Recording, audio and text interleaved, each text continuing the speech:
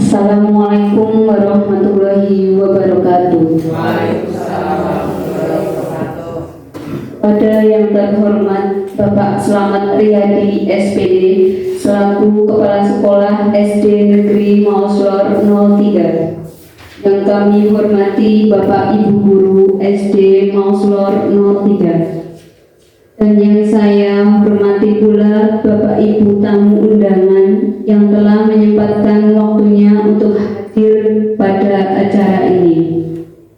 Pertama-tama marilah kita panjatkan puji syukur atas kehadirat Allah Subhanahu wa Ta'ala yang telah berikan rahmat serta hidayahnya sehingga kita berkumpul dalam ruangan ini untuk melangsungkan acara aksi nyata modul 1.4 budaya positif menyebarkan pemahaman dan penerapan pengalaman budaya positif oleh Ibu Siti Lestari CGP Angkatan 9 SD Negeri Mauslor 03 Kabupaten Cilacap.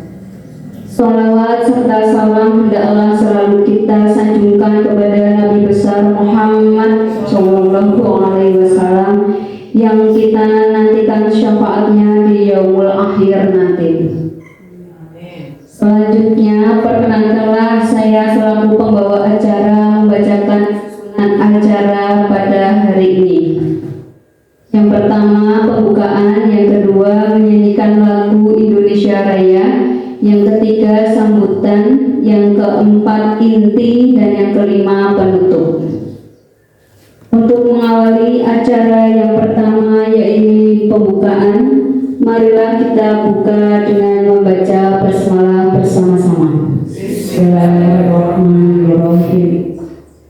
Acara yang kedua yaitu menyanyikan lagu Indonesia Raya. Hadirin dimohon berdiri.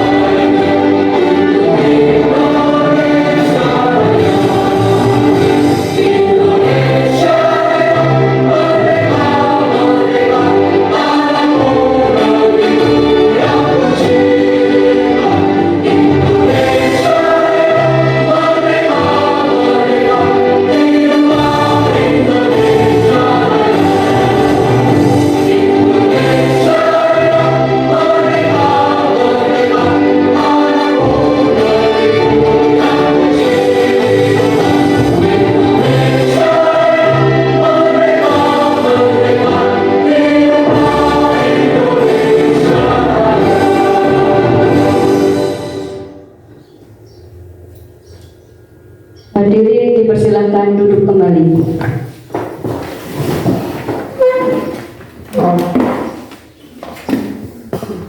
Acara yang selanjutnya yaitu sambutan. Sambutan akan disampaikan oleh Bapak Kepala Sekolah SD Mauslor 03. Kepada Bapak Slamet Riyadi SPD saya persilakan.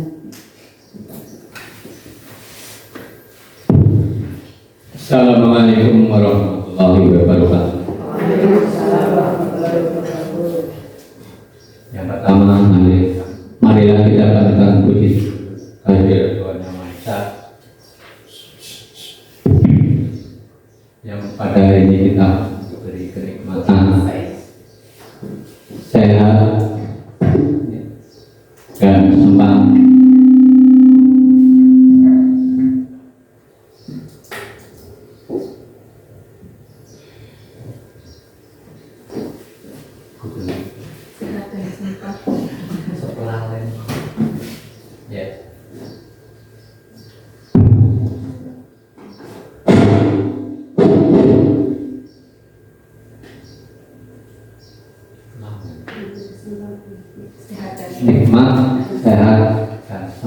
sehingga kita masih bisa berkumpul di orang ini dalam acara aksi nyata Ibu Siti Lestari. Dan yang berikutnya saya ucapkan mohon maaf dalam pertemuan ini kurang berkenan, dan yang berikutnya juga ucapkan terima kasih kepada Ibu Guru yang telah menyempatkan waktu untuk kegiatan ini. Sebenarnya itu kegiatan pribadi Ibu Siti Lestari, tapi yang harus didukung oleh semua guru dan wali murid serta guru dari luar, harus didukung. Jadi saya mohon nanti dukungannya, karena kegiatan CGB ini adalah yang akan membawa nasib dari Ibu Guru Siti Lestari, dan semuanya akan mengalami dari guru-guru semuanya yang sudah melaksanakan CGB itu. Bu Utami Utami Fatimah itu sudah selesai ya, nantinya akan menyusul sekarang Bu Siti Lestari, disusul lagi nanti Bu Masukci, Pak Muji dan Pak Bu Yani itu sudah akan melaksanakan seperti ini. Jadi semuanya harus saling mendukung. Dan untuk Ibu Darmina sebagai wali murid, dia harus tahu dan mendukung kegiatan ini. Bu Suprati berarti kok bersakti, kok salah kayak beda kayak Mandana Ayu sih. Oke. Nah, kegiatan ini semata-mata untuk melancarkan Bu Siti Lestari yang sedang melaksanakan calon guru penggerak. Jadi guru penggeraknya akan menggerakkan semuanya komponen atau elemen yang ada di sekolah ini, bahkan mungkin di luar menggerakkan Bapak Ibu wali murid yang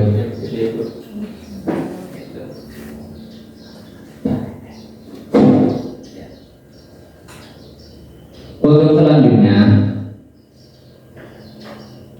nanti kegiatan ini besok disambung lagi kepada Bapak Ibu wali murid, kepada Bapak Ibu komite, Bapak Ibu guru, sambung lagi kegiatan. Jadi kegiatan ini sangat sibuk pada minggu-minggu ini, sibuk menunggu waktu yang di atas. Kalau yang di atas sudah oke, sekarang dari sini langsung laksanakan. Seperti ini juga besok juga itu sibuk sekali, dan sampai minggu depan masih ada. Itu jadi untuk kegiatan ini tidak dari bukan sendiri, tidak akan berhasil tanpa dukungan dari Bapak Ibu semuanya. Oke, monggo itu saja yang saya sampaikan, karena mungkin ada juga sambutan mami.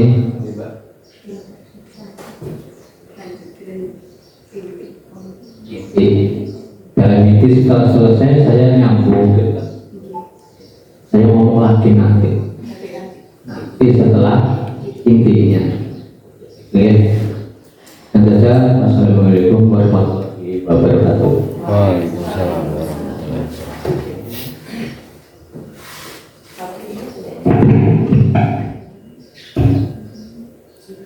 Terima kasih atas sambutan dari Bapak Slamet Riyadi SPD. Acara selanjutnya yaitu inti. Inti akan disampaikan oleh Ibu Siti Lestari. Kepada Ibu Siti Lestari SPD saya persilakan.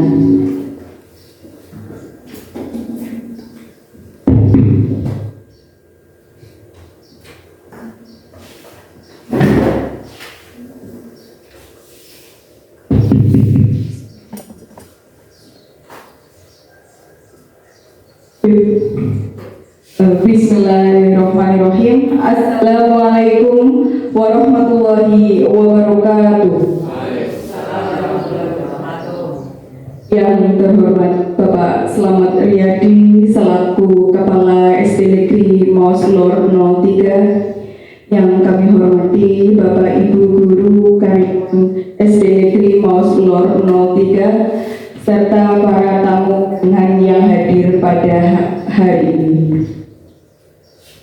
Pertama, marilah kita panjatkan puji syukur kehadirat Allah Subhanahu wa Ta'ala yang telah melimpahkan rahmat dan hidayahnya sehingga pada hari ini kita dapat berkumpul bersama dalam acara aksi nyata modul 1.4 budaya positif menyebarkan pemahaman dan penerapan pengalaman budaya positif dalam keadaan sehat walafiat. Sholawat serta salam senantiasa kita junjungkan kepada Nabi Agung Muhammad SAW yang kita nanti akan syafaatnya di yaumul qiyamah. Bapak Ibu yang kami hormati, pertama saya ucapkan terima kasih atas kesempatan serta kehadiran Bapak Ibu pada siang hari ini menyempatkan hadir pada acara penyebaran budaya positif selaku rangkaian tugas dari pendidikan calon guru penggerak angkatan 9. Selain itu juga permohonan apabila dalam penyambutan acara ataupun dalam serangkaian acara nanti terdapat hal-hal yang kurang berkenan. Kami selaku pribadi hanyalah manusia biasa yang tidak pernah luput dari kesalahan, sehingga izinkanlah kami memohon maaf yang sebesar-besarnya. Bapak Ibu yang kami hormati, pada kesempatan kali ini mohon izin Bapak, pada kesempatan kali ini perkenankanlah saya menyampaikan aksi nyata berkaitan dengan budaya positif, menyebarkan pemahaman dan penerapan pengalaman budaya positif.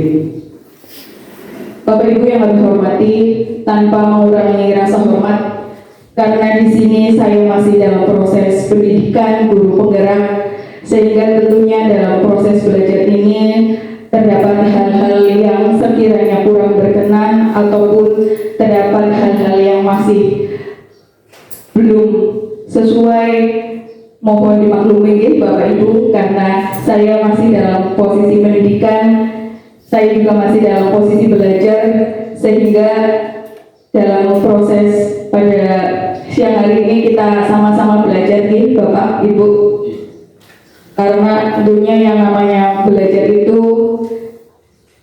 seperti kata pepatah, belajar itu dari lahir sampai yang lain ya.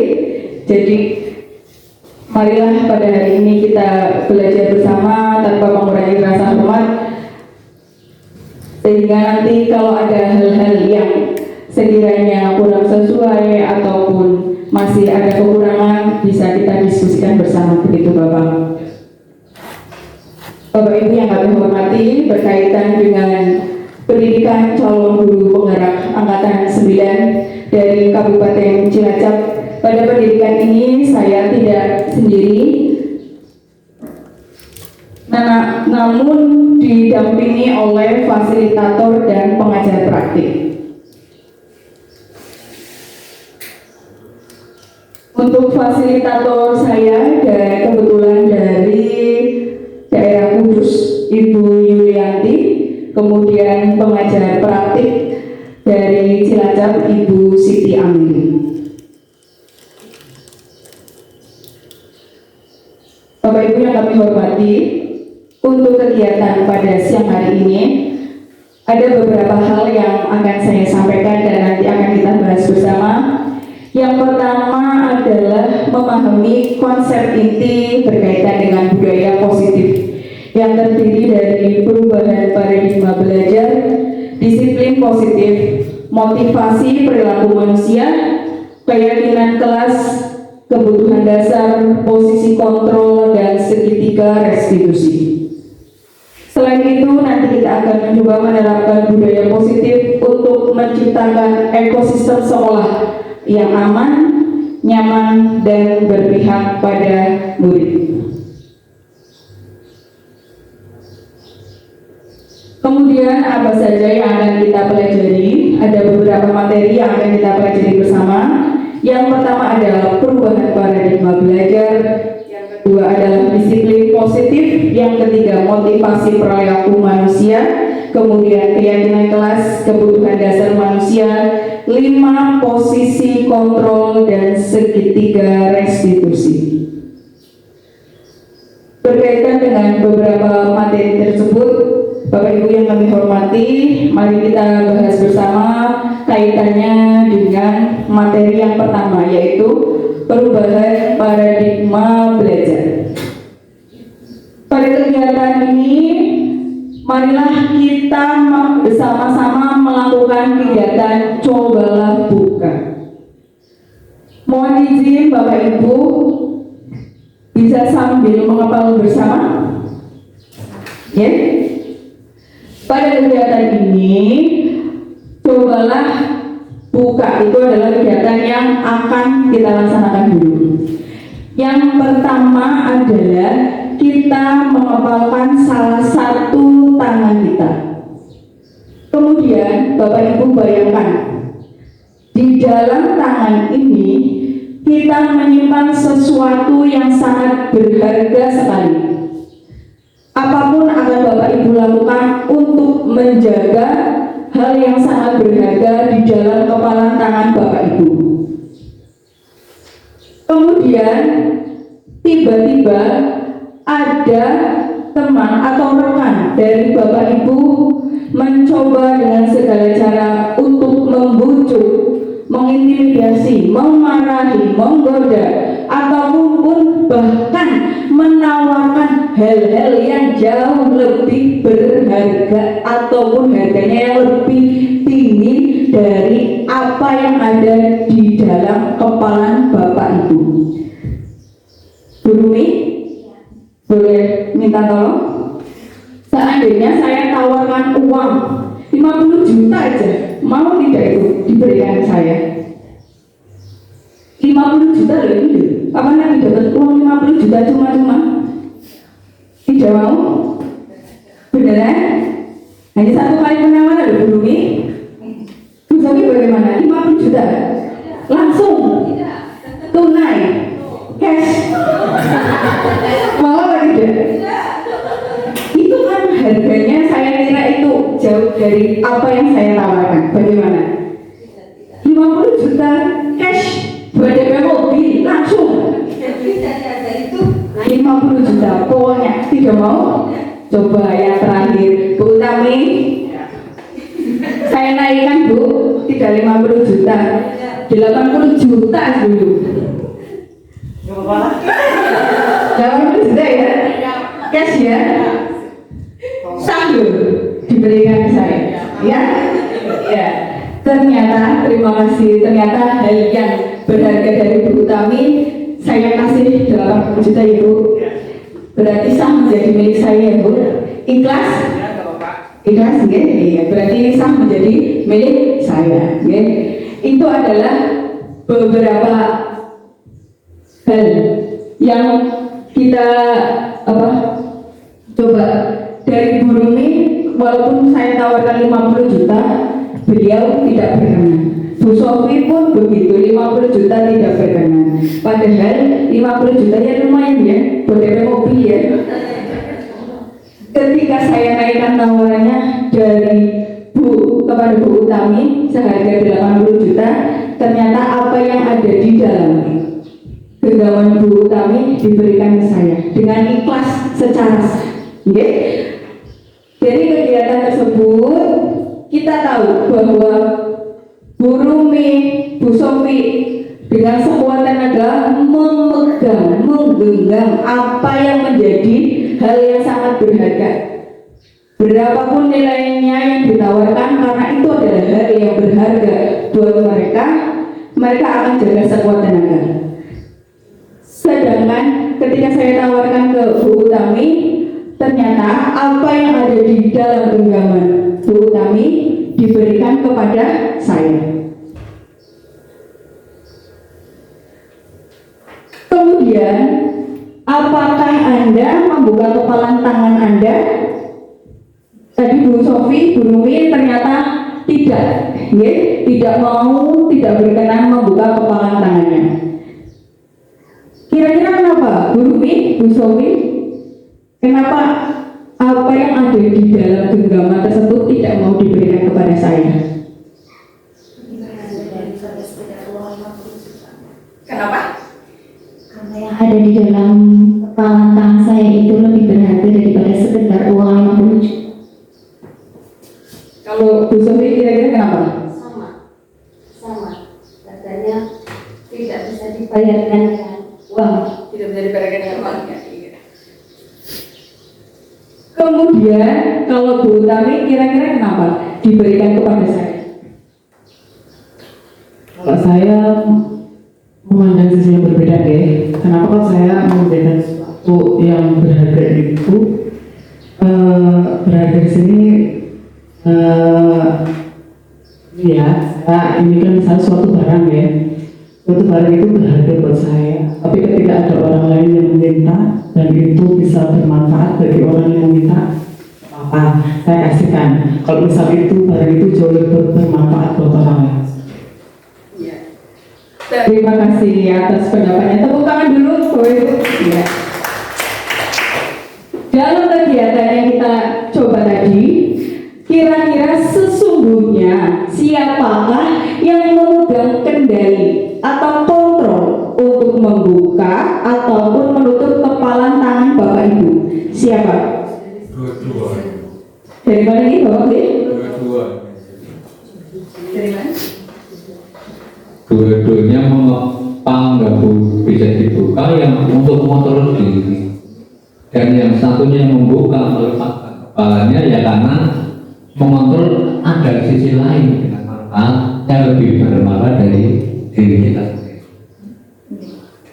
Terima kasih Bapak. Ternyata Bapak Ibu berkaitan dengan kontrol terhadap diri sendiri. Yang berhak mengontrol diri sendiri adalah siapa? Diri sendiri. Orang yang berkaitan ya dengan diri sendiri. Walaupun saya tawarkan, walaupun saya iming-imingi dengan apapun, kontrol dari Bapak Ibu bahwa saya akan memegang hal berharga tersebut, maka Bapak Ibu tidak akan memberikan. Kontrol dari Bapak Ibu bahwa walaupun saya memiliki barang berharga, ketika saya memberikan kepada orang lain, itu pun atas kehendak dari diri sendiri. Ternyata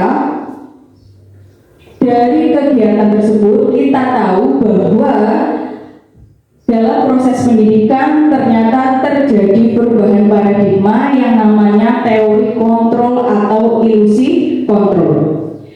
Dalam dunia pendidikan, tidak hanya pendidikan di Bapak Ibu, tetapi sebagai orang dewasa yang memberikan kontrol ataupun pengaruh kepada orang yang lebih muda, misalkan anak kita, dari pendidik kita kepada murid kita. Sedangkan dari kita sebagai orang tua pun mengontrol kepada anak-anak kita. Ternyata apa yang kita lakukan, kontrol yang kita lakukan, perintah yang kita lakukan tersebut adalah sebuah ilusi kontrol yang sebenarnya bukan kita yang mengontrol, tetapi dari murid ataupun dari anak kita. Yang pertama adalah ilusi guru mengontrol murid.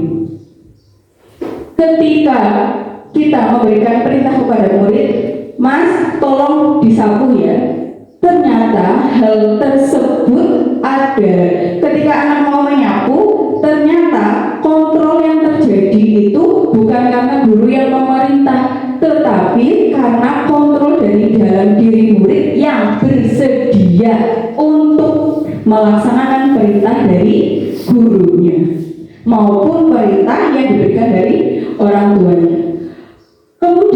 ilusi bahwa kritik dan membuat orang merasa bersalah dapat menguatkan karakter, bahwa dalam proses pendidikan ataupun dalam proses mempengaruhi orang lain, ternyata kita sering memberikan kritik ataupun masukan. Ketika kritik dan masukan yang diberikan bisa membuat orang merasa bersalah, yang menurut kita bisa menguatkan karakter, ternyata itu hanyalah sebuah ilusi.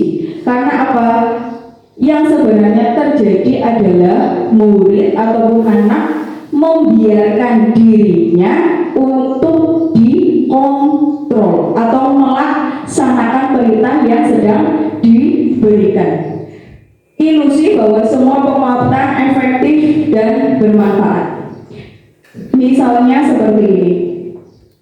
Dalam proses pembelajaran ataupun di rumah, jika kita misalkan memerintahkan murid atau anak, bahwa dalam ketika anak mau bersedia melaksanakan apa yang kita perintah atau murid bersedia, suatu saat kita berikan penghargaan berupa uang.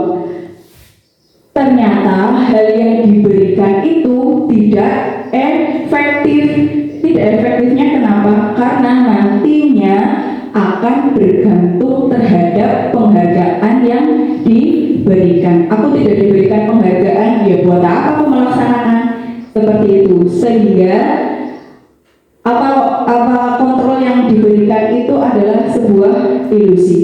Dan yang terakhir, ilusi bahwa orang dewasa memiliki hak untuk memaksa. Disadari ataupun tidak, kita pernah memberikan sedikit paksaan, baik itu kepada murid ataupun kepada orang lain. Oke, gelem orang gelem, yang kudu gelem. Ini sudah aturan seperti itu, terkadang ternyata itu adalah sebuah ilusi bahwa yang mengizinkan diri atau murid untuk melaksanakan yang dipaksakan itu adalah bahwa murid memberikan kontrol terhadap orang yang memberikan kontrol, sehingga sebenarnya kontrol yang ada itu seluruhnya berada di tangan diri sendiri, berada di tangan murid ataupun di tangan anak. Sehingga siapa sesungguhnya yang memiliki kontrol? Yang memiliki kontrol adalah diri sendiri. Paradigma yang berubah, yang pertama adalah kebutuhan kita sama. Kebutuhan setiap orang itu sama atau tidak? Berbeda, begitu. Sehingga kita harus menyadari realitas bahwa kebutuhan orang itu berbeda. Sehingga jika kita melihat murid ataupun anak, bukanlah orang yang sama, melainkan memiliki gambaran yang berbeda. Karena pribadi yang berbeda, sehingga memiliki pandangan yang berbeda pula. Selain itu, terkadang juga murid menunjukkan beberapa perilaku buruk yang kita lihat sebagai suatu kesalahan. Tapi ternyata perilaku tersebut tanpa kita sadari memiliki tujuan tersendiri. Dan yang bisa mengontrol diri adalah diri sendiri. Kita tidak bisa mengontrol orang lain. Kita juga dikontrol oleh diri sendiri. Sehingga diperlukan kolaborasi untuk menciptakan pilihan, baik itu kolaborasi antara murid dengan guru, orang tua dengan anak, dari atasan dan pimpinan, dari atasan dan bawahan. Kemudian model berpikir yang tadinya menang kalah menjadi sama-sama menang, dalam artian dapat memberikan keuntungan bersama satu sama lain. Tidak ada yang dirugikan, tidak ada yang dimenangkan.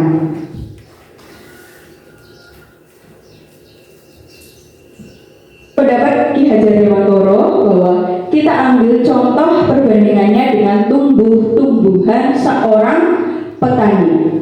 petani di sini kita hakikatnya adalah seorang pendidik, di mana petani adalah biasanya menanam padi.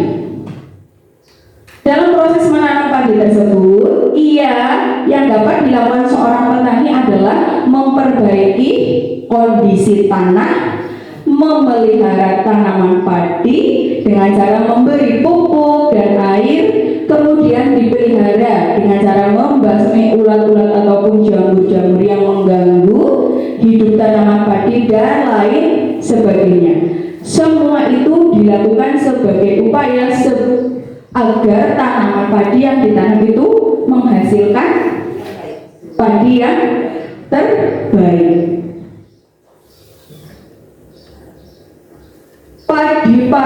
Yang dilakukan oleh petani tersebut adalah kontrol yang berasal dari luar, yang diberikan bukan dari dalam diri padi itu sendiri, tetapi dari petani yang berada di luar atau berada sebagai posisi eksternal.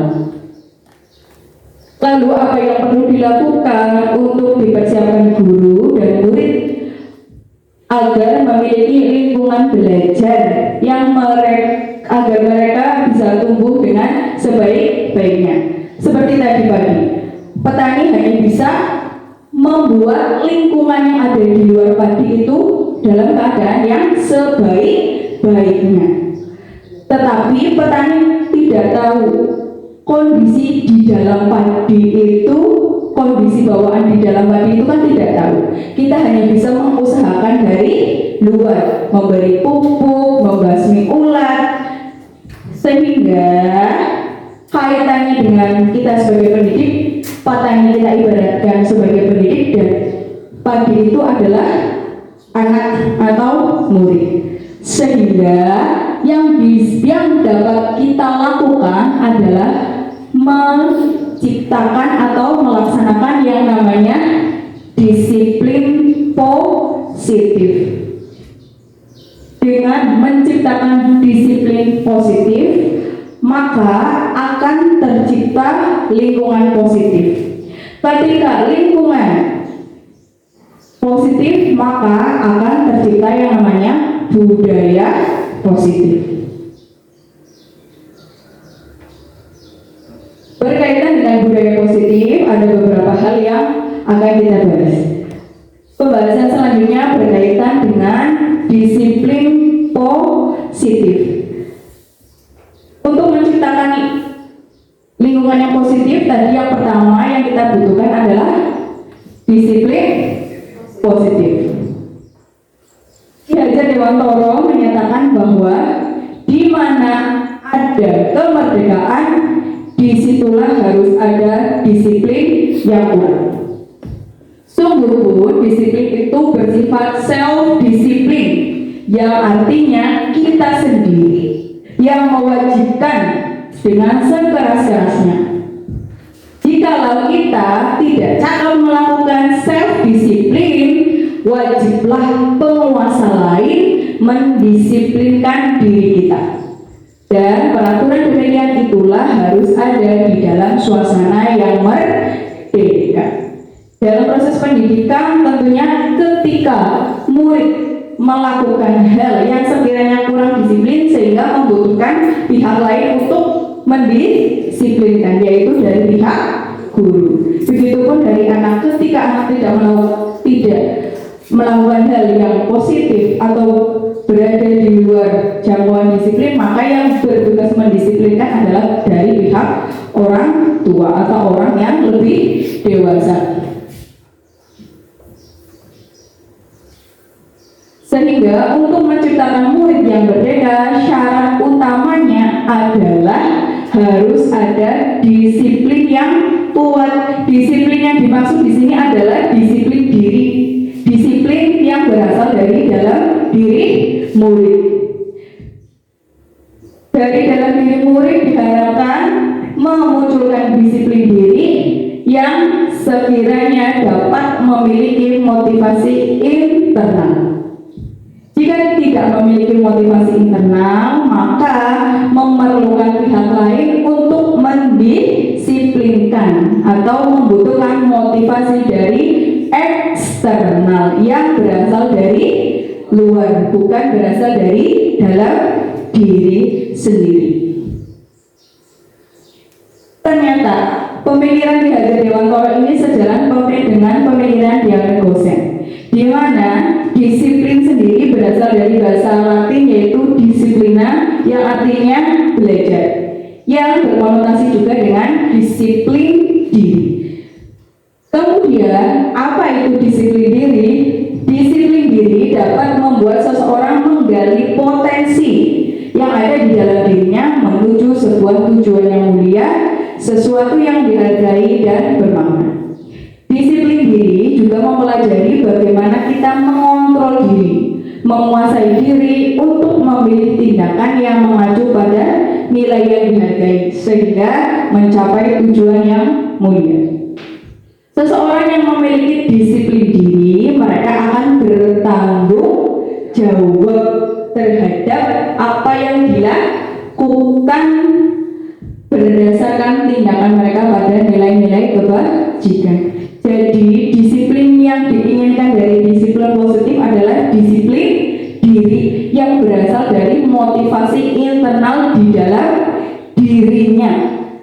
Jika motivasi internal tersebut ternyata belum muncul, maka membutuhkan motivasi eksternal yang berasal dari pihak luar ataupun pihak lain.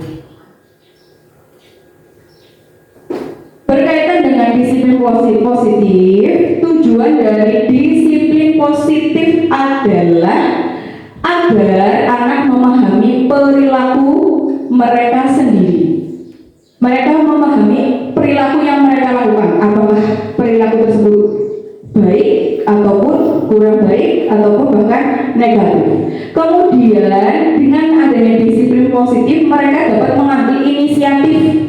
Inisiatif itu berarti kan berasal dari dalam diri, bukan karena diperintah ataupun dipaksa oleh orang lain. Dan harapannya dapat menjadikan orang yang bertanggung jawab terhadap pilihan yang telah dipilih. Diharapkan juga mereka dapat menghargai diri mereka sendiri dan orang lain berdasarkan nilai-nilai yang mereka percaya, sehingga timbul motivasi intrinsik bukan ekstrinsik. Dalam melaksanakan disiplin positif yang berasal dari dalam diri, tentunya terdapat hal-hal atau nilai-nilai yang menjadi dasar anak untuk melakukan disiplin tersebut. Nilai-nilai yang dimaksud adalah nilai-nilai kebajikan.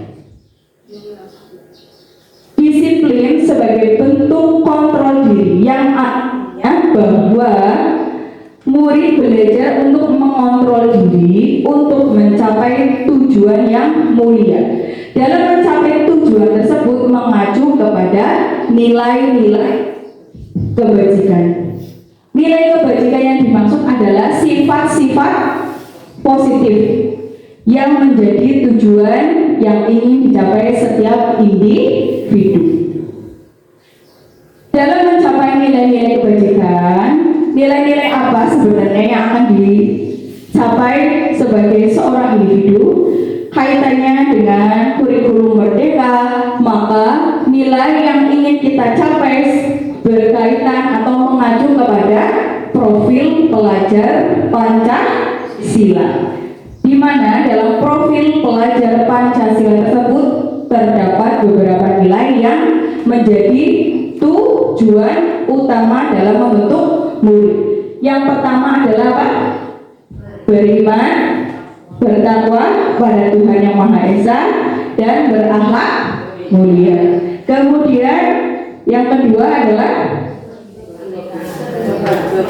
berkebinekaan global, bergotong royong, kreatif, bernalar kritis, mandiri. Itu adalah nilai-nilai yang sebenarnya ingin dicapai dalam proses pembentukan disiplin diri yang ingin kita tanamkan kepada murid.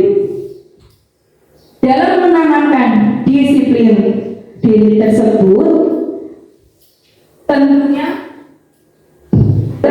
dalam menanamkan disiplin diri tersebut diperlukan pendorong atau nama lainnya adalah motivasi. Bapak Ibu melakukan sesuatu tentunya ada dorongan tersendiri. Bapak Ibu menabung, ada dorongan tersendiri. Saya menabung agar saya bisa membeli misalkan kendaraan ataupun hal lainnya yang menurut Bapak Ibu adalah berharga. Itu adalah contoh dari dorongan atau motivasi dari diri sendiri. Sehingga dalam melakukan disiplin diri tersebut pun diperlukan yang namanya motivasi. Sehingga motivasi perilaku manusia terbagi menjadi 3. Yang pertama adalah untuk menghindari ketidaknyamanan atau hukuman. Motivasi ini biasanya timbul pertanyaan, apa yang akan terjadi apabila saya tidak melakukannya? Misalkan, anak-anak, besok kita akan membuat karya 3 dimensi. Anak-anak membawa peralatan berupa gunting, lem, kertas karton, dan lain sebagainya. Sudah dijelaskan oleh guru. Ternyata ketika murid menerima perintah tersebut, timbul motivasi.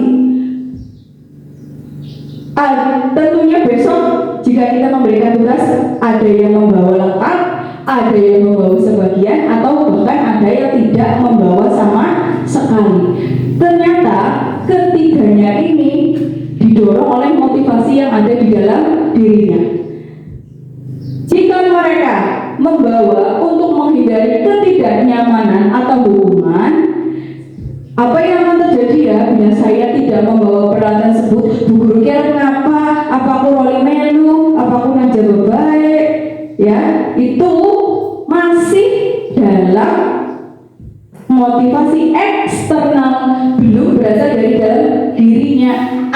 Saya membawa karena saya tidak ingin dihukum.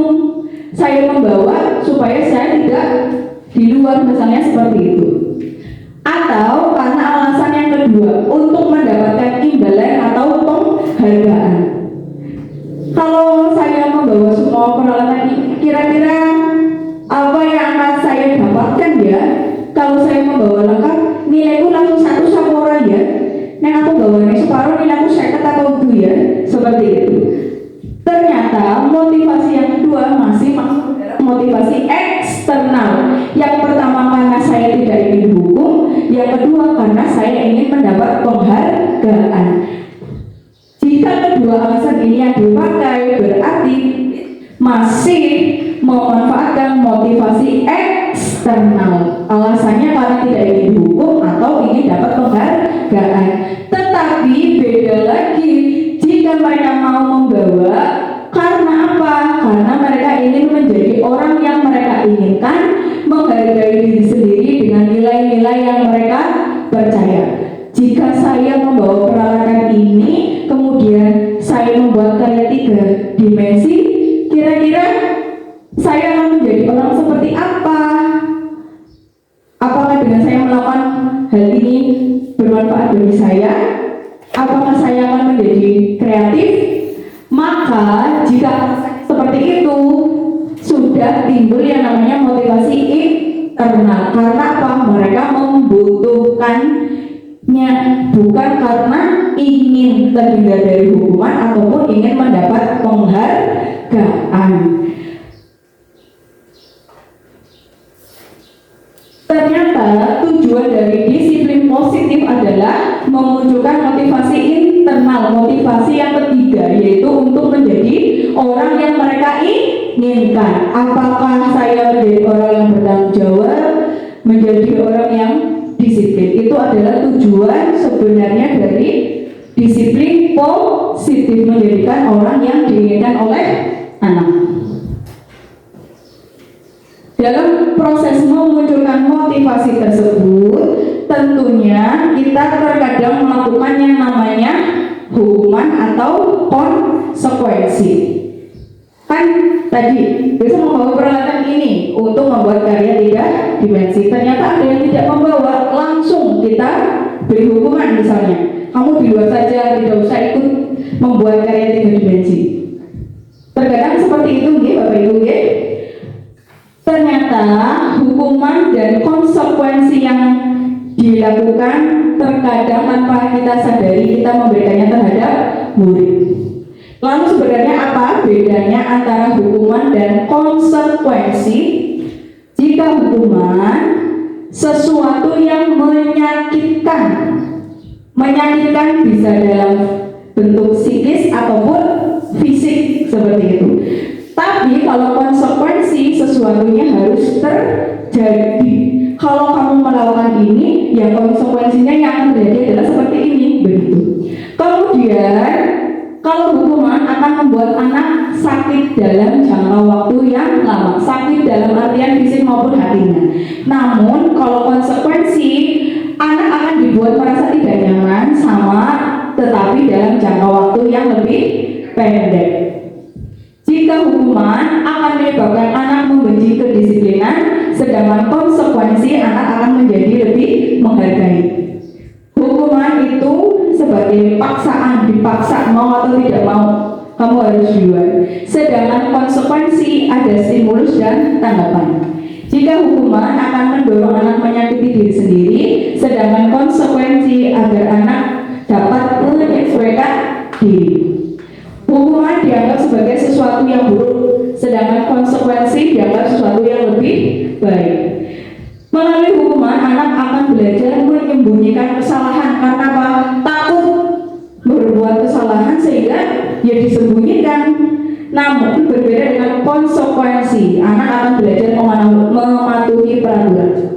Dari hukuman, anak akan merasa marah dan bersalah serta merasa dipermalukan serta tidak dihargai. Kalau konsekuensi, anak akan merasakan kehilangan hak, dibuat tidak nyaman, diasingkan, tetapi hanya untuk sementara waktu.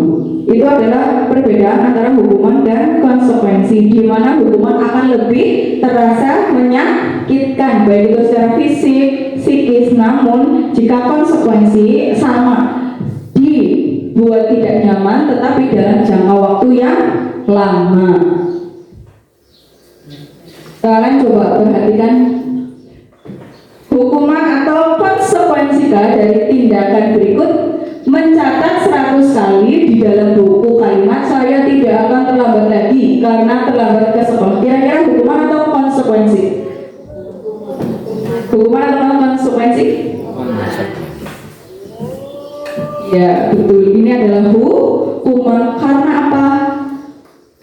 Apa dengan mencatat saya tidak terlambat 100 kali menjamin anak tidak terlambat 100 kali? Belum tentu ya. Tidak ada kaitannya ya. Kemudian lari mengelilingi lapangan basket sebanyak 2 kali karena terlambat hadir. Hukuman atau konsekuensi ya? Oke, kita lihat. Iya, hukuman. Membersihkan coretan yang dibuatnya di meja tulis, konsekuensi. Murid diminta untuk push up 15 kali karena tidak menggunakan masker, hukuman. Ya.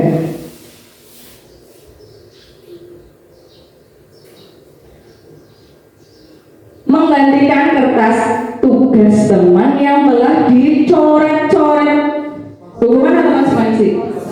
Konsekuensi, betul sekali. Berjemur di lapangan basket pukul 12 siang karena mengobrol dengan teman, hukuman. Murid diminta bertelanjang kaki sepanjang hari karena tidak menggunakan sepatu warna hitam sesuai peraturan sekolah, hukuman atau konsekuensi? Hukuman. Berdiri di depan kelas sambil mengangkat kaki satu karena tidak bisa menjawab pertanyaan, hukuman. Membersihkan tumpahan air di meja karena tersenggol pada saat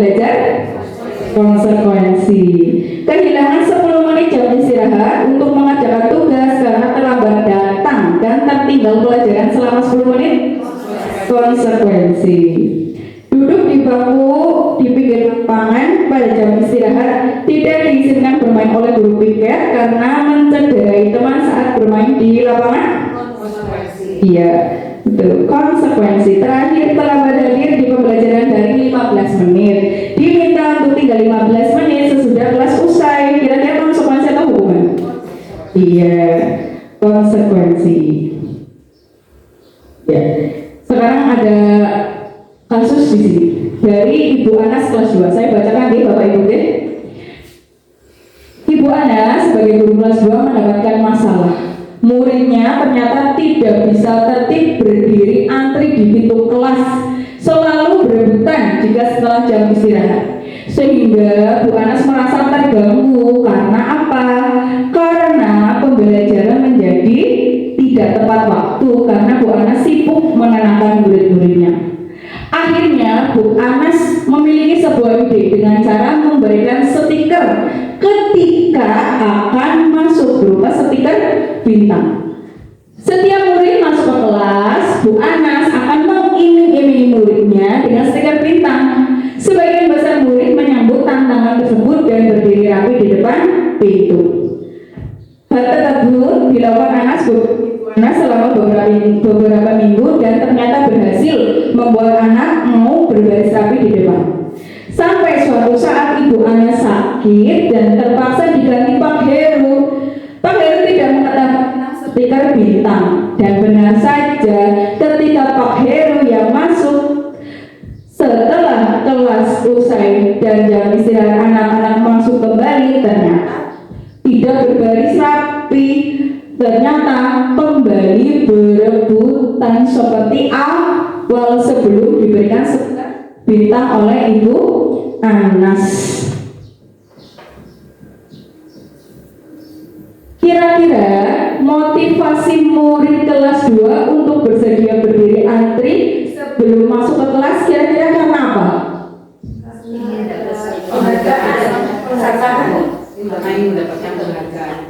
Iya, karena ingin mendapatkan penghargaan berupa stiker. Kemudian kira-kira apakah ada cara lain agar murid-murid bersedia antri di depan kelas? Kira-kira ada cara lain apa tidak? Bagaimana? Iya, terima kasih. Dengan memunculkan yang namanya tadi motivasi internal. Yang diberikan Ibu Anas itu adalah berupa stiker bintang yang dalam artian kita anggap sebagai sebuah penghargaan. Ternyata penghargaan ada sebuah paradigma bahwa dihukum oleh penghargaan. Kenapa?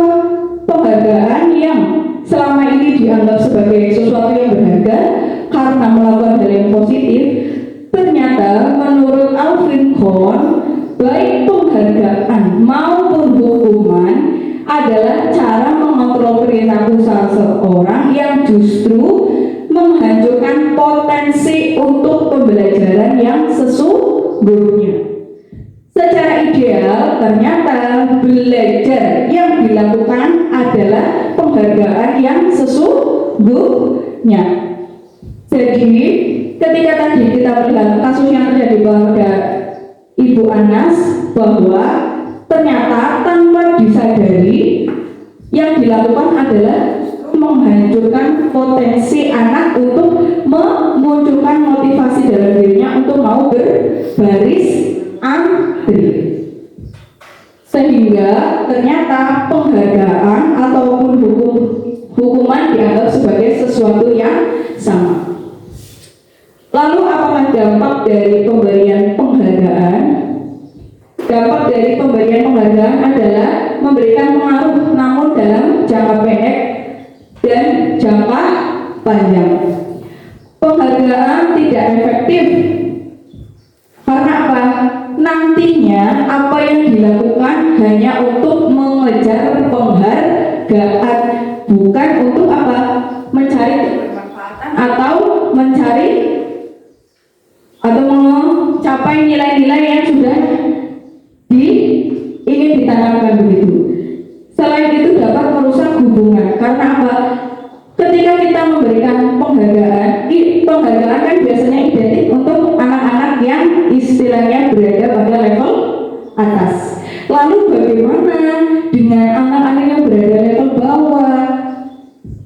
Kalau penghargaan hanya ditujukan kepada yang berada di level atas, ya yang dapat penghargaan mesti selalu yang berada di atas. Yang ada di bawah ya tidak akan pernah bisa naik ke atas, sehingga justru hal tersebut dapat merusak hubungan. Selain itu, penghargaan dapat menurunkan kualitas dan bisa mematikan kreativitas. Sebagai contoh, kita memberikan tugas pada siswa untuk menulis sebuah karangan cerita. Kelompok A kita berikan hadiah sebuah, misalkan kita berikan uang, hadiahnya uang. Sedangkan kelompok B kita berikan tugas yang sama tapi tanpa kita iming-imingi hadiah. Kelompok A tentunya karena sudah diiming-imingi hadiah, mereka akan membuat sebuah karangan dengan sebaik-baiknya karena mereka akan mendapatkan uang, penghargaan berupa uang. Yang dimana kelompok B mereka menulis tapi tanpa diberikan penghargaan. Mereka akan menulis dengan sebaik-baiknya sebagai wujud apa?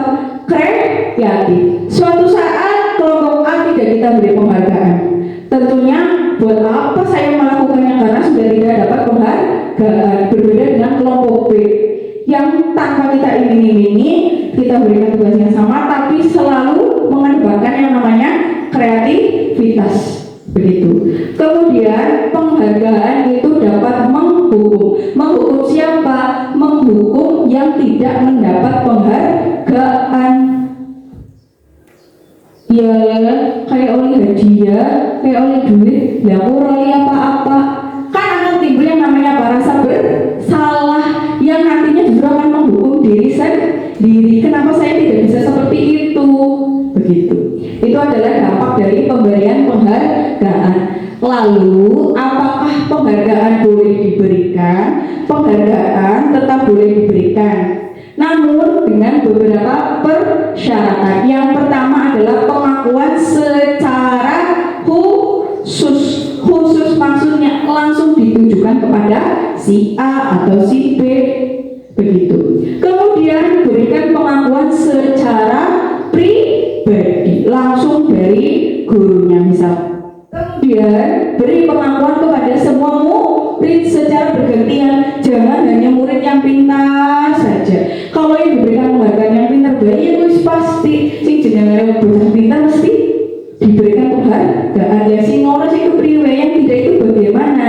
Sehingga harus diberikan secara bergantian supaya tidak merusak hubungan, tidak menimbulkan perasaan iri. Diberikan secara konsisten dan berfokus pada proses yang dilakukan, bukan berfokus pada hasilnya. Sebagai contohnya adalah kemarin Bu Guru perhatikan rasa empati itu besar sekali. Kamu mau menolong temanmu yang baru pindah di kelas kita. Di sini yang menjadi poin utama adalah nilai kebajikan. Nilai kebajikan yang dilakukan oleh murid berupa apa? Rasa empati dalam situasi yang seperti apa? Dalam situasi menolong orang lain. Contoh lainnya adalah saya menghargai kepedulianmu, nak. Kamu mau membantu temanmu untuk menyelesaikan tugas. Jadi penghargaan yang diberikan berkaitan dengan nilai kebajikan yang sudah dilakukan, berkaitan dengan situasi yang dihadapinya. Dan yang ketiga adalah misalkan terima kasih karena kamu sudah bertanggung jawab, kamu mau memungut kertas. Lakukan secara bergantian. Karena kita tahu setiap anak itu kan memiliki potensi baik akademik maupun non akademik, sehingga kita berikan secara bergantian dengan berbagai murid kita. Sehingga kaitannya dengan hukuman dan penghargaan, hal yang lebih baik adalah dengan melakukan restitusi, di mana restitusi adalah menciptakan kondisi untuk memperbaiki kesalahan murid sehingga mereka akan menjadi murid dengan karakter yang lebih kuat. Dilakukan dengan cara berkolaborasi bersama murid untuk mencari solusi bersama dan mencari tahu bagaimana sebenarnya orang yang diinginkan. Dari hukuman, konsekuensi maupun restitusi, jika restitusi itu dan konsekuensi identik dengan identitas yang sukses, sedangkan hukuman lebih identik kepada identitas yang gagal. Sehingga dari hukuman, konsekuensi dan restitusi, maka pilihan yang terbaik adalah dengan melakukan yang namanya restitusi. Restitusi itu sendiri yang pertama adalah bukan menebus kesalahan yang dilakukan, namun untuk belajar dari kesalahannya, untuk memperbaiki hukuman dengan memberikan tawaran dan bukan paksaan, dengan cara menuntun dan mencari kebutuhan yang mendasari tindakan yang dilakukan. Restitusi adalah cara yang paling baik yang berfokus pada karakter untuk menguatkan dan berfokus pada solusi yang diharapkan dapat memberikan murid kembali kepada kelompoknya dengan karakter yang lebih kuat. Sehingga ketika murid melakukan kesalahan, bukan hukuman atau konsekuensi yang diberikan, namun kita melakukan yang namanya restitusi. Kita cari tahu kesalahannya, alasannya apa, kemudian kita kolaborasi bersama murid. Sebenarnya kamu itu butuhnya apa? Kalau kamu butuhnya itu, kira-kira kita harus begitu. Itu kaitannya dengan restitusi. Bapak Ibu yang kami hormati, masih semangat ya?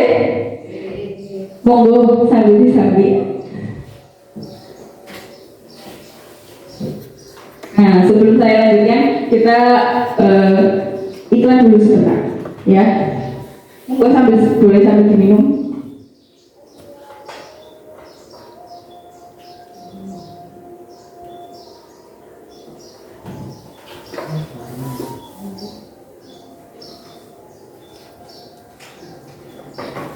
Saya lanjutkan ya. Bacalah warnanya, bukan hurufnya. Ya. Kita baca warnanya dulu. Sebelum saya lanjutkan, kita ekspresi dulu sebentar. Kita baca warnanya. Sebenarnya ini warna apa? Baca warnanya, bukan hurufnya. Apa ini? Kuning. Apa? Kuning. Merah. Biru. Hijau. Ungu. Apa? Ungu. Terima kasih, berarti masih konsentrasi ya. Coba sebelum saya lanjutkan, saya punya tepuk pagi, siang, malam. Tepuk pagi 1 kali, tepuk siang 2 kali, tepuk malam setengah. Kenapa setengah? Kalau malam kan pada tidur, jadi iya. Tepuk pagi, tepuk siang, malam, pagi, siang, malam.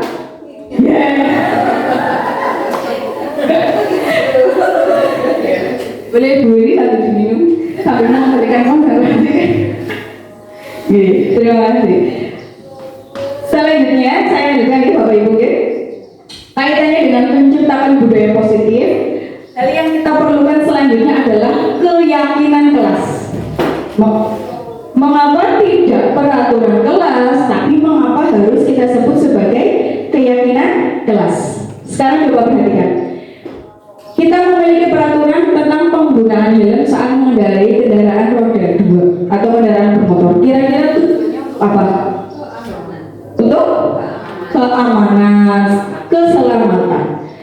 Kemudian saat COVID kemarin, mengapa kita memiliki peraturan tentang menggunakan masker dan mencuci tangan setiap saat? Tujuannya untuk apa? Kesehatan.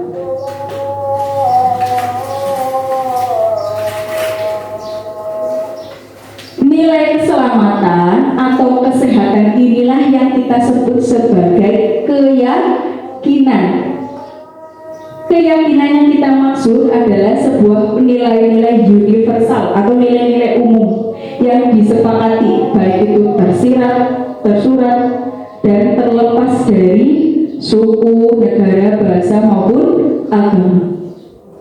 Tujuannya untuk apa? Untuk mendukung motivasi intrinsik sehingga dapat kembali ke nilai atau keyakinan yang lebih menggerakkan seseorang dibandingkan mengikuti serangkaian peraturan. Dari peraturan kelas tersebut, maka yang awalnya kita peraturan kelas, kita naikkan levelnya menjadi keyakinan kelas. Karena apa? Dengan adanya keyakinan kelas itulah sebagai modal untuk menciptakan lingkungan positif. Dengan menciptakan lingkungan yang positif, diharapkan dapat memunculkan yang namanya budaya positif. Jadi dari peraturan kelas kita naikkan menjadi keyakinan kelas, yang dimana keyakinan kelas tersebut adalah nilai-nilai yang sifatnya universal. Sebagai contohnya, ada peraturan kelas bahwa selalu mengembalikan buku ke tempatnya. Bukan peraturan yang ingin kita tegakkan, tapi adalah keyakinan atau nilai, di mana nilai yang sebenarnya ingin ditanamkan adalah berupa nilai tanggung jawab. Kemudian dilarang mengganggu orang lain. Sebenarnya bukan peraturan yang ingin ditegakkan, namun apa? Nilai yang ingin ditanamkan berupa menghormati orang lain. Hadir 15 menit sebelum pembelajaran dimulai. Keyakinan yang ingin ditanamkan adalah komitmen dan menghormati orang lain. Dilarang melakukan kekerasan. Yang ingin ditanamkan sebenarnya adalah nilai keselamatan dan menghormati orang lain. Dilarang menggunakan narkoba. Keyakinan yang ingin ditanamkan sebenarnya adalah kaitannya dengan kesehatan, bergantian atau menunduk diri, kaitannya dengan menghormati orang lain dan bersabar, menggunakan masker tadi dengan kesehatan, dan jangan berlari di kelas atau koridor. Tujuannya untuk keselamatan. Jadi yang ingin ditanamkan sebenarnya bukan penegakan peraturan, tapi menanamkan yang namanya keyakinan. Jika mereka yakin bahwa yang saya lakukan adalah sebagai usaha saya untuk menghormati orang lain, bertanggung jawab, sehingga dapat memunculkan yang namanya motivasi internal. Untuk menciptakan budaya positif, kita harus memahami yang namanya kebutuhan dasar. Tadi ketika anak melakukan kesalahan, tentunya kita harus tahu sebenarnya kebutuhan apa sih yang mereka butuhkan. Ternyata terdapat 5 kebutuhan dasar manusia. Yang pertama untuk bertahan hidup, kemudian rasa sayang dan rasa diterima, kemudian kesenangan, penguasaan, dan kebebasan. Berkaitan dengan kebutuhan bertahan hidup, berkaitan dengan kebutuhan fisiologis, makan, kemudian pakaian, kaitannya dengan fisiologis atau fisik. Kebutuhan bertahan hidup juga berkaitan dengan kebutuhan biologis, yaitu apa? Membentuk keluarga, dan kebutuhan psikologis berupa rasa aman, rasa cinta, begitu. Selain kebutuhan bertahan hidup, kebutuhan manusia selanjutnya adalah kebutuhan untuk diterima, baik diterima dalam keluarga, masyarakat, rasa dihormati, dihargai, rasa ada dianggap keberadaannya beradab. Itu adalah kebutuhan untuk diterima.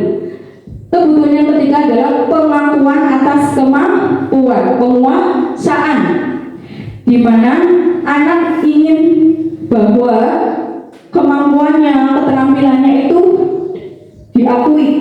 Selain itu juga mereka ingin memiliki yang namanya rasa berkuasa dan dihormati. mati. Selain itu, mereka juga membutuhkan yang namanya kebebasan. Kebebasan dalam apa? Untuk memilih apa yang akan dilakukan, baik itu dalam memilih kesenangan, hobi, ataupun yang lainnya. Dan kebutuhan yang terakhir tentunya berkaitan dengan kebutuhan rasa senang, di mana mereka membutuhkan kebutuhan-kebutuhan yang mendukung rasa senangnya. Dari berbagai kebutuhan tersebut, maka yang namanya kebutuhan kesenangan, penguasaan, rasa cinta berkaitan dengan kebutuhan psikologis, begitu. Kemudian ini ada sebuah kasus dari Ibu Ambar selaku wali kelas 2 di SD Pelita Hati. Dia merasa kebingungan dengan ulah Doni. Doni telah datang padanya dan mengeluhkan terhadap perilaku yang dilakukan Doni itu dikeluhkan oleh teman-temannya. Doni sering meminta bekal kepada temannya, namun dengan cara memaksa. Jika kita berada pada posisi Ibu Ambar, kira-kira apa yang akan kita lakukan? Kemudian menurut Bapak Ibu, apakah alasan yang mendasari Doni melakukan hal tersebut? Jika kita bertanya pada Doni, ternyata Doni menjawab, karena saya lapar Bu, orang tua saya tidak membawakan bekal. Kira-kira dari 5 kebutuhan itu, kira-kira kebutuhan apa yang ingin dipenuhi oleh Doni? Kebutuhan apa? Iya, kaitannya dengan fisik, yaitu makan, yaitu kebutuhan untuk bertahan hidup atau survival. Namun jika Doni menjawab dia mengambil bekal temannya karena merasa senang temannya memperhatikan, ketika temannya melaporkan tindakan itu pada gurunya akan memberitahu orang tuanya, sehingga orang tuanya memperhatikan Doni. Kira-kira kebutuhan yang ingin dipenuhi oleh Doni adalah kebutuhan diperhatikan oleh orang tuanya, diperhatikan oleh temannya. Kira-kira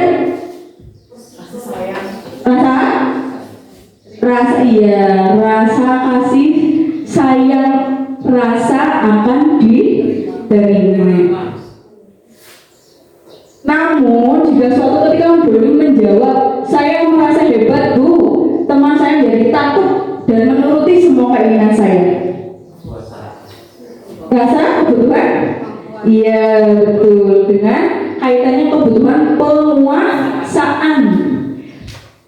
Kalau ternyata Doni menjawab rasa bosan dengan bekal makanan yang dibawakan dari rumah Bu, Ibu selalu membawakan bekal yang itu saja. Saya ingin mencoba makanan dari teman yang beraneka ragam. Kira-kira kebutuhan apa ini? Kebebasan akan pilihan. Jika Doni menjawab karena iseng aja Bu, kalau teman-teman digaluh itu kan lucu, kira-kira kebutuhan apa? Iya, yang terakhir kaitannya dengan kebutuhan akan rasa senang.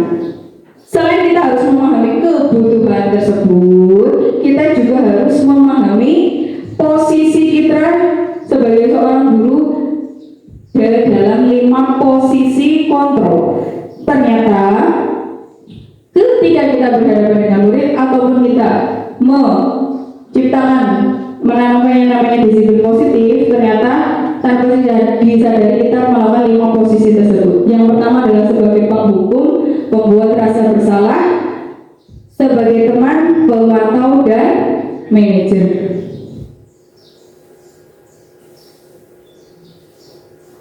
Ada sebuah video, mari kita lihat bersama.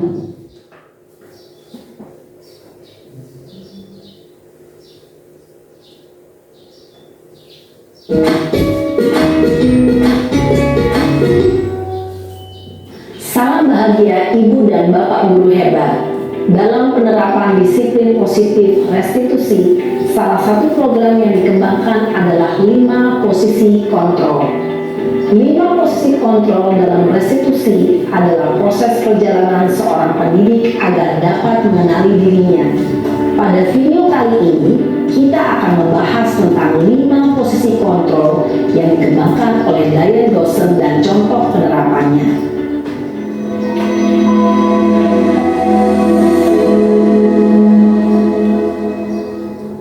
5 posisi kontrol itu adalah: 1. Posisi penghukum. 2. Posisi pembuat merasa bersalah. 3. Posisi teman. 4. Posisi pemantau atau monitor. Dan 5. Posisi manajer. Untuk lebih memahami kelima posisi tersebut, mari kita saksikan kasus Naren yang terlambat hadir 20 menit di sekolah dan melihat bagaimana kelima posisi kontrol dalam menghadapi masalah tersebut.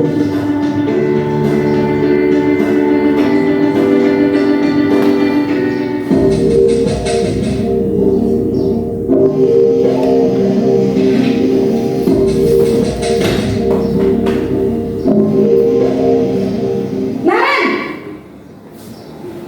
Sini kamu! Selamat pagi, Bu. Selalu terlambat. Kamu deh, pasti terlambat. Maaf, Bu. Saya Apa? Apa coba? Alasan kamu apa lagi? Kapan sih kamu tidak terlambat? Malas sekali ya kamu jadi anak. saya Dasar pemalas. Gak kapok-kapok sih kamu. Sudah berapa kali terlambat? Sana, kamu keliling lapangan basket 2 kali. Kenapa saya harus ke lapangan basket, Bu? Kenapa? Kamu melawan ibu. Berani-beraninya jawab. Sudah terlambat, masih berani jawab pula. Sekarang, keliling lapangan basket 5 kali sekalian. Biar kapok. Cepat. Pergi sana ke lapangan basket.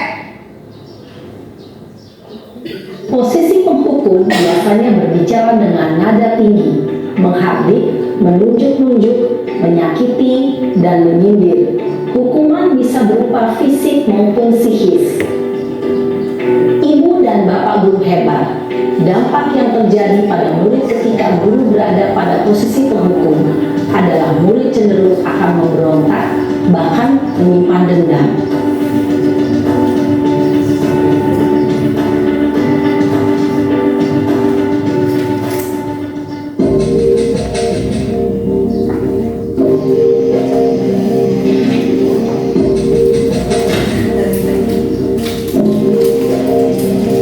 Naren!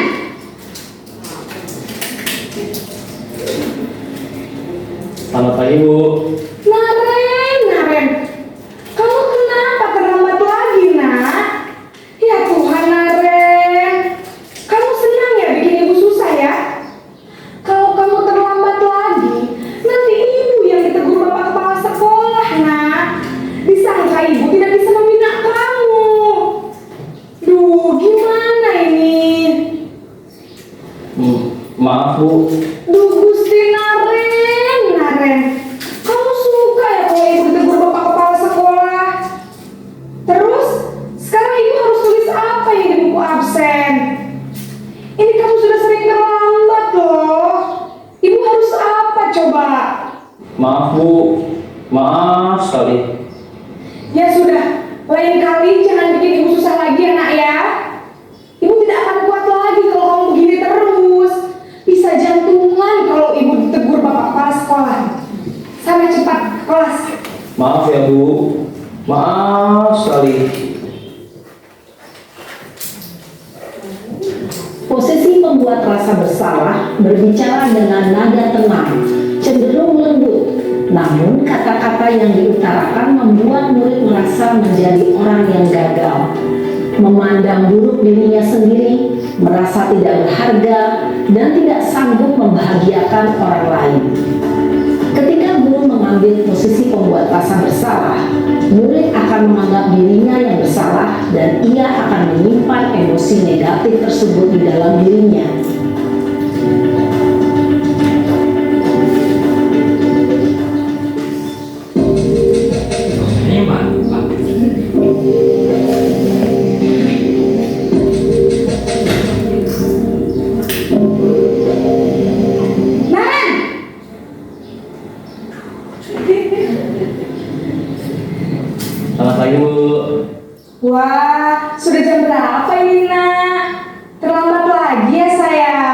Iya Bu, habis ibu saya lupa bangunkan saya Bu. Kamu malah menyalahkan ibu kamu. Kamu bukannya anak yang larinya paling kencang. Kok terlambat sih? Iya Bu, saya memang terlambat bangun tadi. Jadi biarpun saya lari kencang, tetap gak kekejar Bu. Ya sudah sana. Nanti lain kali larinya lebih kencang lagi ya. Biar gak terlambat lagi. Bikin senang ibu demi ibu. Bisa kan? Bisa lah Bu. Ya sudah sana masuk kelas. Ibu beresin urusan absen kamu. Kamu ini ada-ada saja. Dalam posisi teman, guru berbicara dengan nada suara ramah, akrab, cenderung bersenda gurau untuk menjaga suasana tetap santai. Murid akan merasa senang, aman, dan akrab dengan guru. Identitas yang tercipta adalah identitas sukses atau berhasil. Namun, perlu diingat, karena ini masih dorongan eksternal, maka ada faktor ketergantungan dari murid kepada orang tertentu. Di sini, guru absennya, sehingga di lain waktu, murid bisa berperilaku baik, namun hanya kepada orang-orang tertentu saja.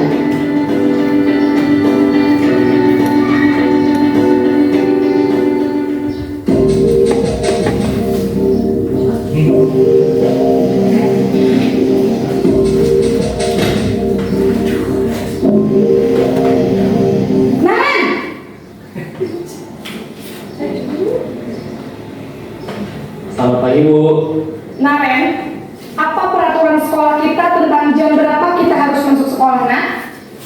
Kita harus di sekolah jam 7 Bu. Iya betul, sekarang sudah jam 7.20. Naren sudah tahu konsekuensinya jika terlambat hadir. Paham Bu. Saya harus tinggal kelas pas jam istirahat selama 20 menit. Iya benar, konsekuensinya demikian. Jadi nanti jam 9.30 pas istirahat, kamu harus tinggal di kelas, kerjakan tugas tambahan untuk ketertinggalan kamu, ya? Baik Bu. Posisi pemantau mengandalkan penghitungan atau data untuk mengontrol murid. Guru mengarahkan murid berdasarkan peraturan dan konsekuensi. Seorang pemantau menunjukkan bahasa tubuh dan ekspresi wajah yang datar dan cenderung formal.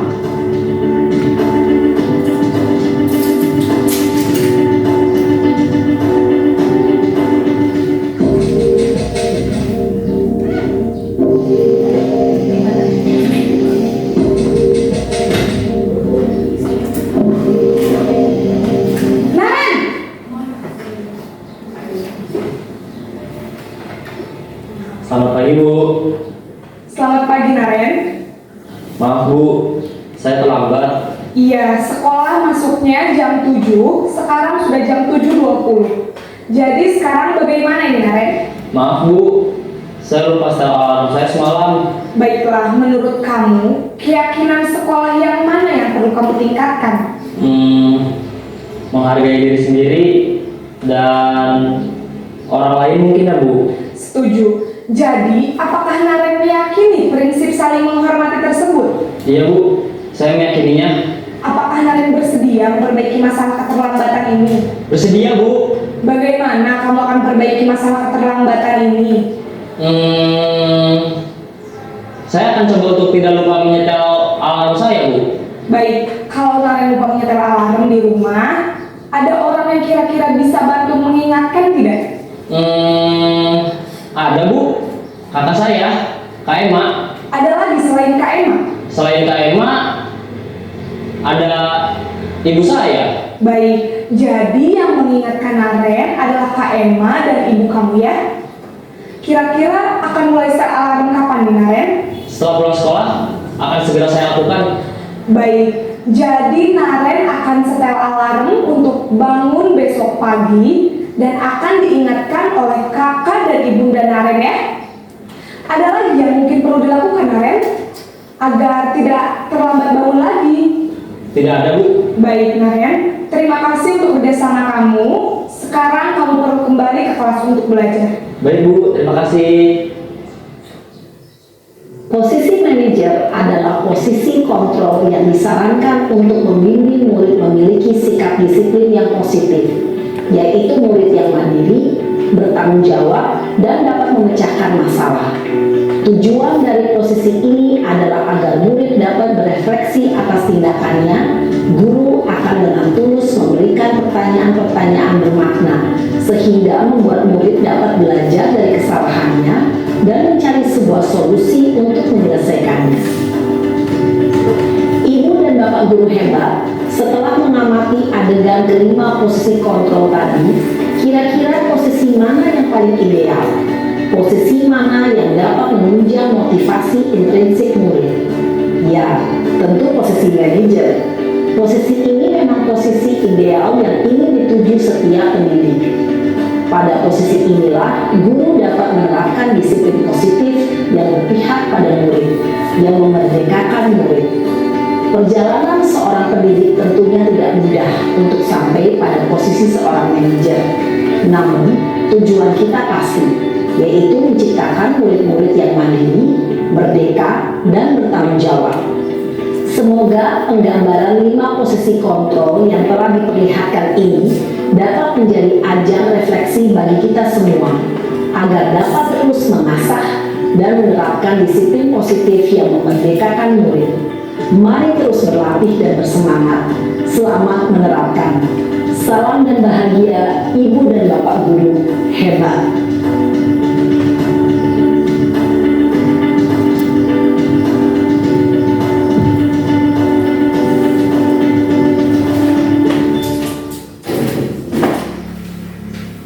Ya, terima kasih. Dari video tersebut kita tahu bahwa proses pendidikan kira-kira posisi kontrol yang dilakukan oleh guru PK tadi ada dari penghukum, kemudian pembuat rasa bersalah, sebagai teman, sebagai pemantau, dan sebagai manajer. Dari kelima posisi kontrol tersebut, tentunya ada posisi yang ideal. Dari video tersebut kita tahu bahwa posisi yang paling ideal adalah sebagai manajer. Namun tentunya dalam proses penerapan 5 posisi kontrol ini, tentunya saya sendiri pun masih mengalami berbagai kesulitan, di mana dalam menerapkan kelima posisi ini yang paling ideal adalah manajer, yang tujuannya untuk memunculkan yang namanya motivasi intrinsik. Jika kita belum sampai kepada posisi sebagai manajer, maka yang bisa kita lakukan untuk menghindari hal yang tidak diinginkan ataupun menghindari rasa kecewa adalah sebagai pemantau. Namun dalam kelima posisi kontrol tersebut diharapkan kita selalu bergerak ke arah kanan. Yang tadinya kita berposisi sebagai penghukum, kita kurangi dengan membuat sebagai posisi kontrol pembuat rasa bersalah. Kemudian kita bergerak kanan lagi sebagai teman, pemantau, dan akhirnya kita berada pada posisi yang paling ideal sebagai seorang manajer. Sebagai contohnya, ada beberapa pernyataan yang menunjukkan posisi kontrol sebagai seorang guru. Yang pertama adalah ibu merasa kecewa sekali. Biasanya ini dikatakan dengan pada posisi pembuat merasa bersalah. Yang kedua adalah kamu tidak pernah benar melakukannya. Biasanya dilakukan oleh seorang penghukum. Ayolah, lakukan demi ibu. Biasanya dikatakan dalam posisi sebagai teman. Apakah kamu mau mendapatkan stiker bintang hari ini? Biasanya dilakukan oleh seorang pemantau. Bagaimana kamu bisa menyelesaikan masalah ini? Biasanya digunakan dalam posisi manajer. Dan kamu selalu yang terakhir. Biasanya ini menunjukkan sebagai penghukum. Dari kelima posisi tersebut yang paling ideal adalah posisi manajer. Dalam menempatkan diri sebagai posisi manajer, yang dapat dilakukan adalah dengan menerapkan yang namanya segitiga segitiga restitusi. Di depan kita sudah membahas mengenai restitusi, di mana restitusi adalah proses untuk menciptakan kondisi bagi murid untuk memperbaiki kesalahan mereka sehingga mereka dapat kembali ke kelompok dengan karakter yang lebih kuat. Dalam proses penanaman restitusi tersebut, kita menerapkan yang namanya segitiga restitusi. Segitiga restitusi di sini adalah proses dialog antara guru ataupun orang tua dengan murid ataupun anak untuk menghasilkan murid ataupun anak yang mandiri dan bertanggung jawab. Segitiga restitusi dilaksanakan melalui 3 tahap. Yang pertama adalah yang paling bawah, yang paling dasar, tahap menstabilkan identitas. Tahap yang kedua adalah validasi tindakan yang salah, dan yang tahap terakhir adalah menanyakan keyakinan. Tahap yang pertama adalah menstabilkan identitas. Pada tahap ini tujuannya adalah mengubah identitas anak yang gagal karena melawan kesalahan menjadi orang yang lebih sukses. Dengan cara apa? Kita dapat memberikan beberapa pernyataan. Yang pertama, berbuat salah itu tidak apa-apa. Tidak ada manusia yang sempurna. Saya juga pernah melakukan kesalahan itu. Kita bisa menyelesaikan masalah ini. Bapak atau ibu tidak tertarik mencari siapa yang salah, tetapi kita ingin mencari solusi. Kamu berhak merasa begitu. Apakah kamu sedang yang baik untuk dirimu? Itu adalah beberapa pernyataan atau perkataan yang bisa dilakukan pada tahap menstabilkan identitas. Tahap yang kedua adalah validasi tindakan yang salah. Tahap ini bertujuan membantu murid mengenali kebutuhan yang ingin dipenuhi. Apa yang bisa dilakukan? Kita bisa memberikan pernyataan atau pertanyaan berupa, padahal kamu bisa melakukan hal yang lebih buruk ya daripada ini. Kamu pasti punya alasan mengapa melakukan hal tersebut. Kamu patut bangga pada dirimu sendiri karena kamu telah melindungi sesuatu yang penting buatmu. Kamu boleh mempertahankan sikap itu, tetapi kamu juga harus menambah sikap yang baru. Tahap yang terakhir adalah menanyakan keyakinan, di mana pada tahap ini tujuannya adalah melihat kesalahan yang kemungkinan dihubungkan dengan norma sosial dan nilai yang mendasari berinteraksi dengan orang lain. Pada tahap ini, apa yang bisa dilakukan? Yakni dengan bertanya, apa nilai yang kita percaya di kelas atau sekolah kita? Nilai-nilai apa yang sudah kita sepakati? Apa bayangan kita tentang kelas yang ideal? Kamu mau jadi orang seperti apa? Itu adalah yang dapat dilakukan ketika melaksanakan tahap menanyakan keyakinan. Dalam menempatkan diri sebagai posisi manajer, salah satu yang bisa kita lakukan adalah dengan menerapkan yang namanya segitiga restitusi. Dengan cara yang pertama adalah menstabilkan identitas, yang kedua validasi tindakan yang salah, dan yang ketiga adalah menanyakan keyakinan. Selanjutnya ini ada contoh yang kemarin saya terapkan kaitannya dengan penerapan segitiga restitusi. Cynthia tahu tidak kenapa belum panggil Cynthia? Menurut Cynthia, apa tidak menurutnya? Tidak, Bu. Ya, tindakan yang Cynthia lakukan itu salah, tetapi tidak apa-apa.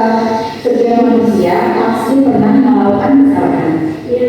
Tidak hanya Cynthia saja, temanmu juga pernah melakukan kesalahan yang sama.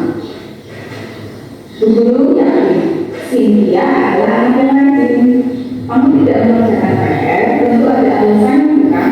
Iya, Bu. Kemarin saya bermain bersama teman sampai sore hari, dan ketika malam hari saya merasakan sangat capek sehingga tidak sengaja tertidur ketika mengerjakan PR, Bu.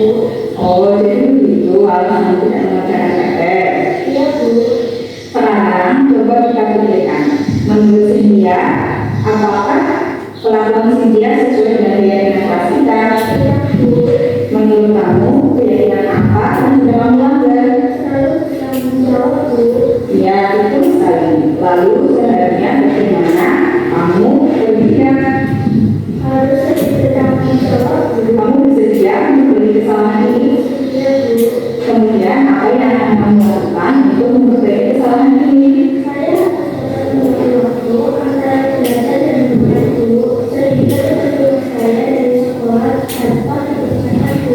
Ya, tetap sekali bina kamu Cynthia, tetap semangat dan rajin ya. Silakan beristirahat. Ya, sama-sama. Itu adalah contoh ketika saya menerapkan namanya seketika restitusi, di mana ada kasus bahwa ada anak yang tidak mengerjakan PR.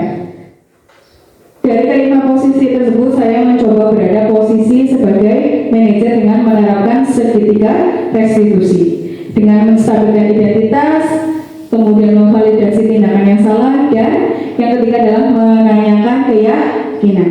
Daripada memberikan hukuman ataupun konsekuensi yang belum tentu dapat memunculkan motivasi intrinsik siswa, maka mari kita mencoba bersama menerapkan restitusi dengan melakukan kolaborasi bersama siswa untuk mencari solusi terhadap permasalahan yang dihadapinya. Jadi kurang lebih itu adalah beberapa hal yang kita butuhkan kaitannya dengan menerapkan budaya positif, dengan menerapkan disiplin positif, kemudian kita memahami motivasi perilaku manusia, kebutuhan manusia, kemudian selanjutnya 5 posisi kontrol, dan yang terakhir adalah menerapkan namanya seketika restitusi. Dari berbagai upaya tersebut, sebenarnya tujuan budaya positif itu apa? Tujuan yang utama adalah menumbuhkan karakter pada anak, di mana karakter yang kita inginkan adalah mengacu kepada profil pelajar Pancasila. Ya, itu adalah tujuan dari menerapkan budaya positif. Itu kurang lebih yang dapat saya sampaikan Bapak Ibu berkaitan dengan penerapan budaya positif.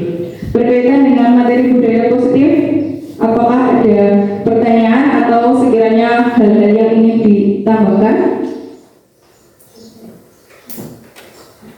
Cukup Bapak? Cukup? Mudah-mudahan apa yang saya sampaikan pada siang hari ini dapat memberikan manfaat untuk kita semua, dan mari Bapak Ibu kita sama-sama belajar untuk menjadi pendidik yang lebih baik. Kiranya hanya itu yang dapat saya sampaikan. Mohon maaf apabila dalam penyampaian pada siang hari ini terdapat hal-hal yang kurang berkenan ataupun tutur kata yang tanpa disengaja menyinggung Bapak Ibu. Saya ucapkan mohon maaf yang sebesar-besarnya dan terima kasih. Wassalamualaikum warahmatullahi wabarakatuh.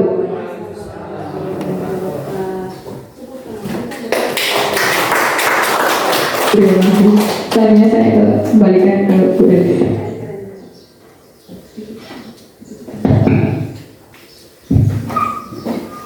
Terima kasih atas pemaparan dari Ibu Siti Lestari. Bapak Ibu sekalian, tibalah kita memasuki acara penutup.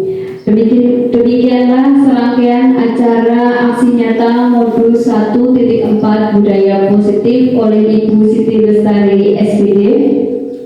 Semoga ilmu yang kita dapatkan hari ini bermanfaat serta diberi kemudahan dalam menerapkannya. Saya mengucapkan terima kasih atas kehadiran Bapak Ibu pada hari ini, dan apabila ada tutur kata saya yang kurang berkenan di hati Bapak Ibu semuanya, saya mohon maaf. Untuk mengakhiri acara pada siang hari ini, marilah kita baca hamdalah bersama-sama. Alhamdulillahirabbil alamin. Wassalamualaikum warahmatullahi wabarakatuh.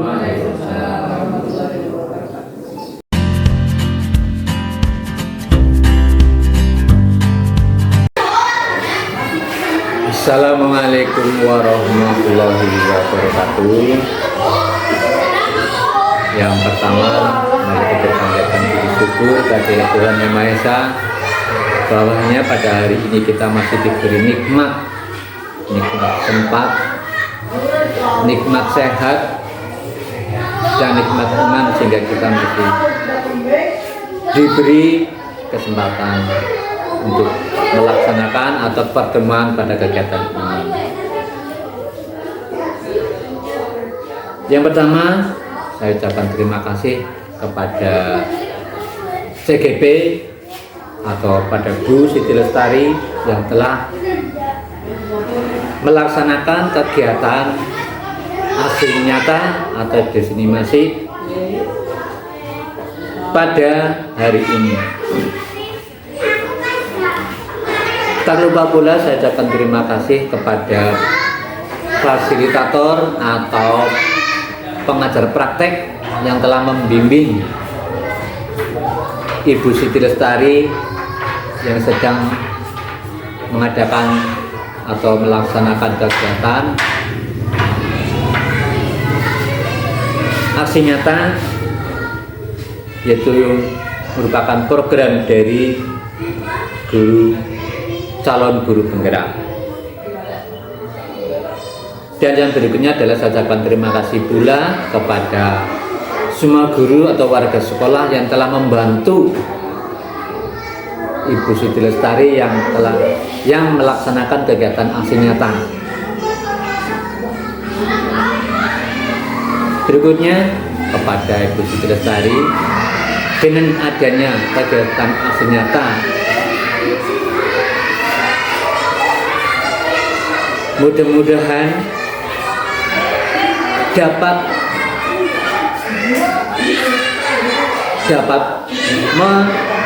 mengembangkan ilmu yang telah didapat pada kegiatan aksi nyata ini atau kegiatan yang lain yang merupakan program daripada CGP atau calon guru penggerak.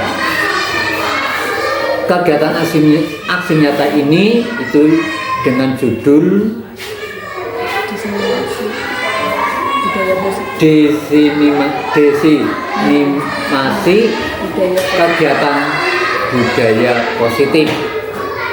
Nah, dengan kegiatan ini mudah-mudahan kegiatan-kegiatan yang akan datang semuanya akan menjadi lebih baik, lebih meningkat.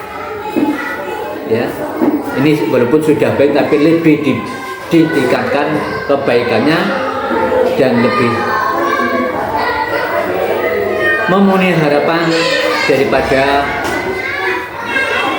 calon guru penggerak dan warga sekolah yang kita bina. Keinginan saya nanti setelah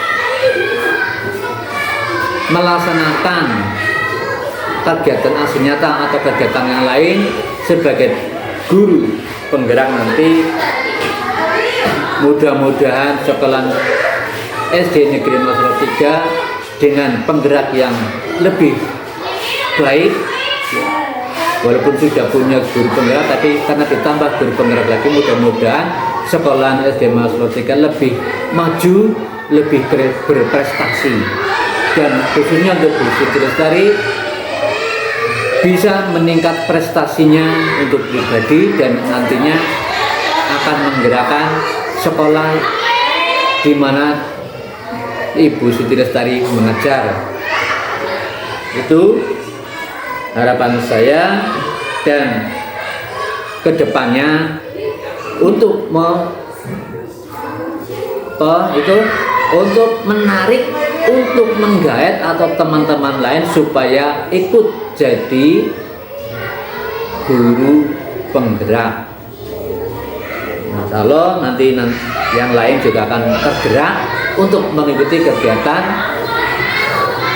yang diprogramkan oleh lembaga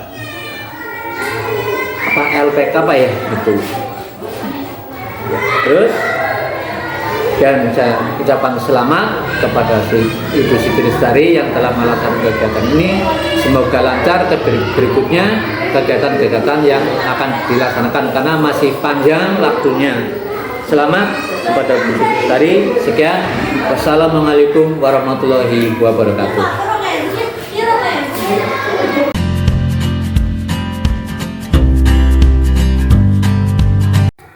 Assalamualaikum warahmatullahi wabarakatuh. Saya Muktiani, rekan guru dari Ibu Siti Lestari.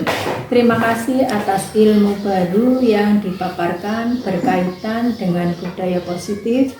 Mudah-mudahan kami selaku keluarga sekolah dapat menerapkan di kelas kami masing-masing, sehingga nantinya dapat menciptakan budaya positif di sekolah. Sekian, terima kasih. Wassalamualaikum warahmatullahi wabarakatuh.